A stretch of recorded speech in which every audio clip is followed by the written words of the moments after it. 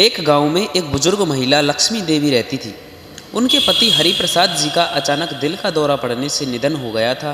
पति के जाने के बाद लक्ष्मी देवी का अकेलापन बढ़ने लगा था। हालांकि उन्होंने खुद को समझाने की बहुत कोशिश की, लेकिन 13वीं के बाद जब सभी रिश्तेदार चले गए तो उनका मन बहुत बेचैन रहने लगा। उनका बेटा अरविंद, जो मुंबई में इंजीनियर था, 13वीं के बाद अपनी पत्नी साक्षी और 5 साल के बेटे अंश के साथ गांव आया था। अरविंद ने अपनी माँ से कहा, माँ, अब बाबूजी नहीं रहे तो आप गांव में अकेले कैसे रहोगी? चलिए हमारे साथ मुंबई चलिए। लक्ष्मी देवी इस सवाल पर सोच में पड़ गई। सहेली सावित्री ने एक बार कहा था, बहू अगर नौकरी करने वाली हो तो अक्सर सास की उपेक्षा बढ़ जाती है। नौकरी पेशा बहुएं अक्सर सास को परेशान कर देती है और जीवन मुश्किल बना देती है। लक्ष्मी देवी के मन में यह बात गूंजने लगी, क्योंकि उनके पति ने अपनी सारी संपत्ति पहले ही बेटे अरविंद के नाम कर दी थी। अब गांव का घर बेचने का भी डर सता रहा था। साथ ही घुटनों के दर्द के कारण उनका खुद से काम करना मुश्किल हो गया था। हालांकि लक्ष्मी देवी ने खुद को बहू साक्षी के बारे में ज़्यादा सोचने नहीं दिया, क्योंकि अरविंद ने 13वीं का सारा खर्चा खुद उठाया था। लेकिन छोटे मोटे खर्चों के लिए लक्ष्मी देवी के पास भी पैसे नहीं बचे थे। इस स्थिति में उन्होंने अरविंद की बात का कोई उत्तर नहीं दिया। तभी साक्षी ने लक्ष्मी देवी के कमरे में आकर कहा, माँ जी, कौन सी साड़ी रखनी है? मैं आपका बैग पैक कर रही हूँ। साक्षी के इस प्रेम भरे व्यवहार को देखकर लक्ष्मी देवी ने चुपचाप उनके साथ मुंबई जाने का निर्णय लिया। मुंबई पहुँचने के बाद लक्ष्मी देवी को लगा कि उनकी सारी चिंताएं बेमानी थी। अरविंद और साक्षी दोनों उनका बहुत ख्याल रखते थे। वे दोनों अपने काम से लौटकर लक्ष्मी देवी के साथ समय बिताते और उनका पूरा ख्याल रखते। यहाँ तक कि उन्होंने लक्ष्मी देवी की पसंद का भी ध्यान रखा। एक दिन सभी मॉल घूमने गए।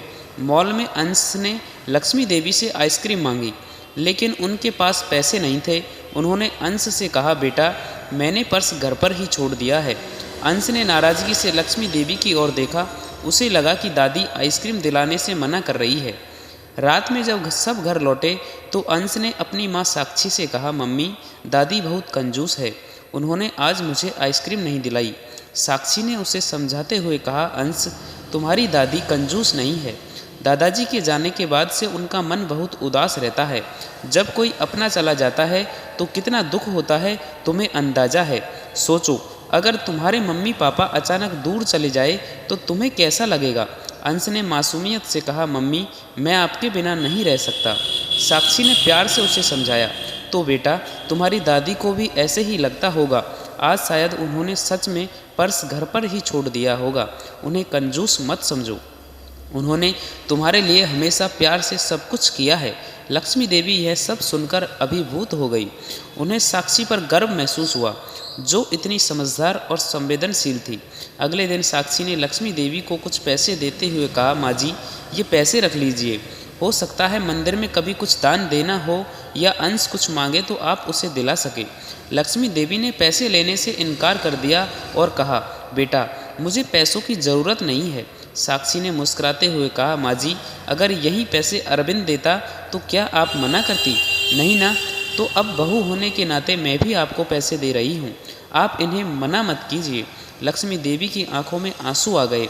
साक्षी की इन बातों ने उनका दिल जीत लिया। अब लक्ष्मी देवी को समझ आ गया था कि लोग बेवजह ही कामकाजी बहुओं के बारे में बुरा कहते हैं। हर बहू एक जैसी नहीं होती। साक्षी जैसी बहू हर किसी को मिले, यही उन्होंने भगवान से प्रार्थना की। यह कहानी हमें सिखाती है कि स्नेह और समझदारी रिश्तों को मजबूत देती है। जो लोग बिना जाने कामकाजी बहुओं पर अंगुली उठाते हैं, उन्हें समझना चाहिए कि हर रिश्ता अलग होता है और हमें दूसरों के प्रति सम्मान और सहानुभूति रखनी चाहिए।